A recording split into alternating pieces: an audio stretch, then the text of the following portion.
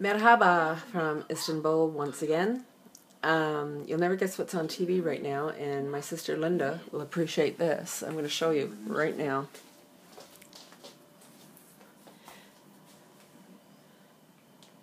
You're forgiven. But it's only because I need you in on this DDK show. That's right, it's Dexter with Turkish subtitles. So, today we went on the Istanbul Eats tour. And this was an old city tour, and there's Roger. It was a big pig out for 7 hours. Well, what we did is we met, it was supposed to be Megan. That's the name I couldn't think of last night, but after I sent the video, I got an email that she was very ill. So Jen was going to take us on the tour. She's a journalist from San Francisco who now lives in Istanbul, and I guess she does this for a living with some writing on the side. So we met her in front of the Hamdi restaurant next to the Egyptian spice market. And from there, for the next 6 or 7 hours, we visited 10 different places, and not all of them were to eat. But what I did is I made a list of what we had, because I didn't want to go, what do we have next then, Roger? So we started off walking around the different booths near the spice market and picking up food for our breakfast. So what we picked up was Turkish pretzels, Turkish brioche and Turkish buns, a couple cheeses, various olives. Like, we were able to taste the olives in all the barrels, and this is common. You go to the market, you want to buy something, you taste it first. So we picked out, I think, 4 different olives, and then this beef cold cut with pistachios in it. This cream thing, I can't remember what it was called, but it was like a creamy thing, and it had honey over it. And we took it all to an unusual place, which was a big warehouse. It was a coffee warehouse, and there was an old desk there, and the guy that ran the place pulled the desk out, put little stools around it, and covered it with newspaper. That was our tablecloth. Then we spread out all the food on the paper it came in, and we just ate it with our hands. And it was nice. And he brought us Turkish coffee or Turkish tea, whichever we wanted. Were you going to say something? Coffee. They grind all the beans there. Yeah, it was somewhere where they grind the Turkish coffee beans. And the guys are running in and out all day because they're serving this tea and coffee to all the vendors in the spice market. Then we went to an old soup kitchen. This is a part of one of the mosques, and years ago it was a soup kitchen for poor people, but now they just serve soup to, you go in and you buy it. It was kind of a dumpy place, a lot of character, and we had lentil soup, which is the working man's soup. And I should mention that any time we've had soup here in Turkey, it's either been lentil or tomato.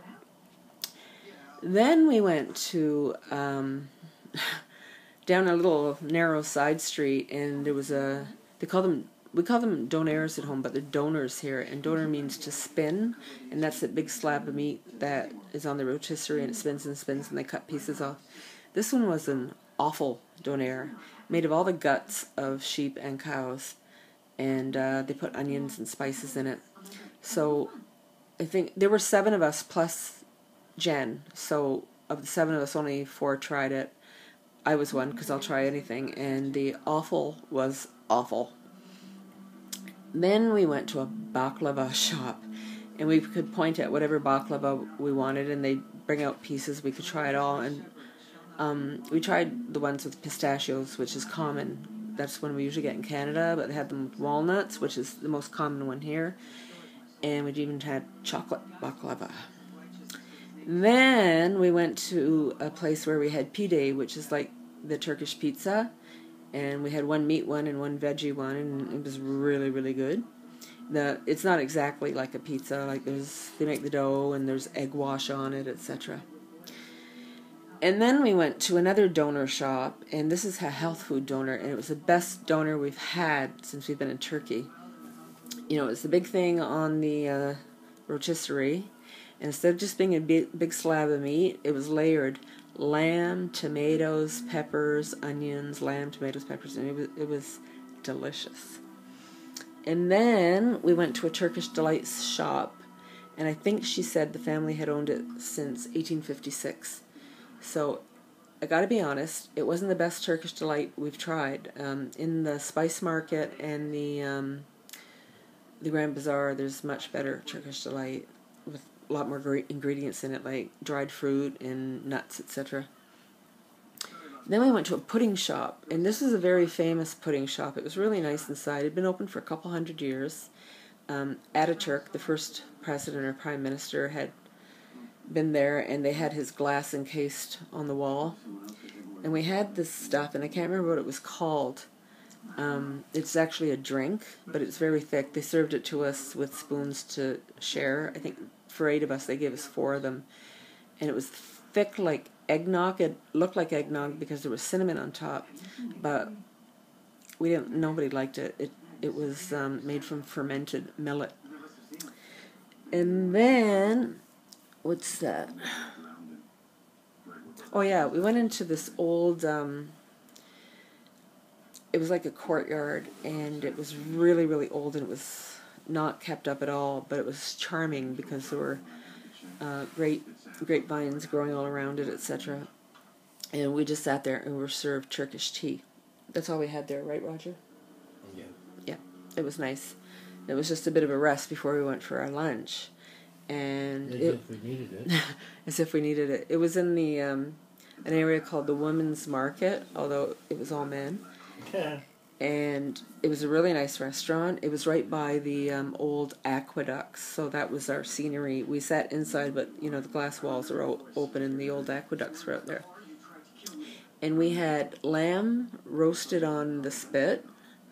They had about 6 or 7 lambs in this circle thing, and they hang it up, and it spins this way around the spit with salad and this chili that you get all the time when you order food. You get it mezes, which is like appetizers.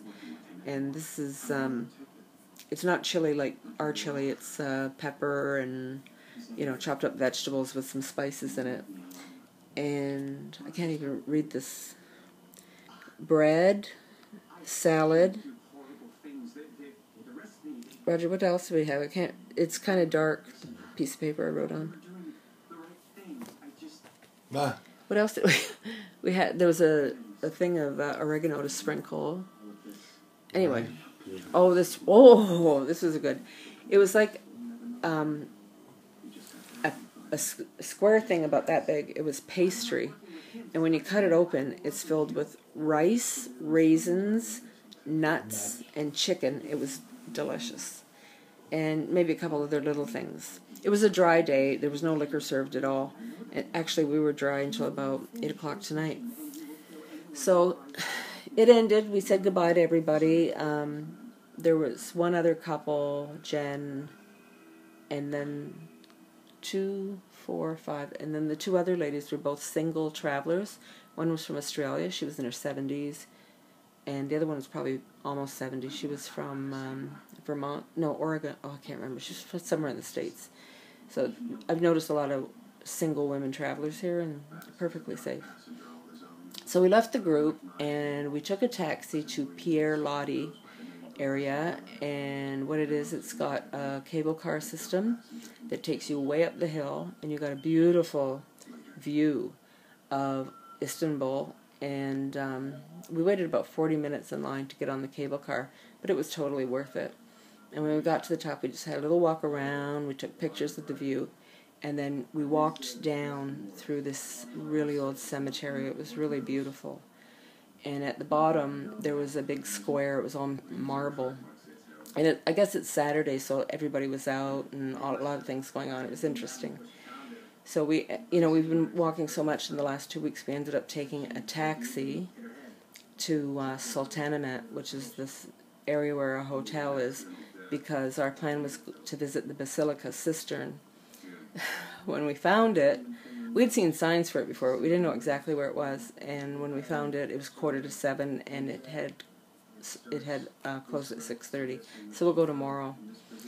So we left there, and over by the Blue Mosque, which the Basilica Cistern is across the road from it, there's rows and rows of little cobbled streets with all restaurants. You know, all the tables and chairs are out on the road, and it's really, really nice. So we sat and had a beer, our first beer of the day, and after that we decided to walk towards our hotel, and we take a shortcut through the Blue Mosque's courtyard, because when we're there we know where we're going, because the streets really twist and turn here.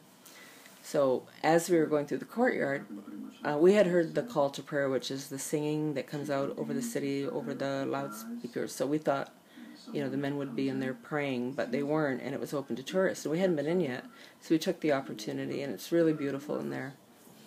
The only thing well, I won't say anything. We both think it's unfair that the men can pray wherever they want, but the women are kind of behind a fence at the back of the mosque, and that's common. The women aren't allowed at the front. So after that, we walked around a bit and headed towards our hotel, and we stopped for dinner. You know, I mean, it has been like 5 or 6 hours since the eating tour ended, and we just ordered the chicken kebab that comes with rice and salad. And the guy put it in front of me, and I don't know what happened. I just couldn't eat it. And Roger said that he's never seen me unable to eat before. So I just had a glass of wine and a glass of water, and we walked back here to the hotel. And I think it's about 10:30. And, you know, we just don't go out at night because we're too tired from walking. So tomorrow's our last full day here, and we still want to see the little Hagia Sophia Church, the little one. We've seen the big one, and the Basilica Cistern, and I think we might take the ferry over to the Asian side of Istanbul, and at night we're debating whether to go see the Whirling Dervish show or demonstration, or the Taksim Square. So we'll see. Anyway, good night, and thanks for listening.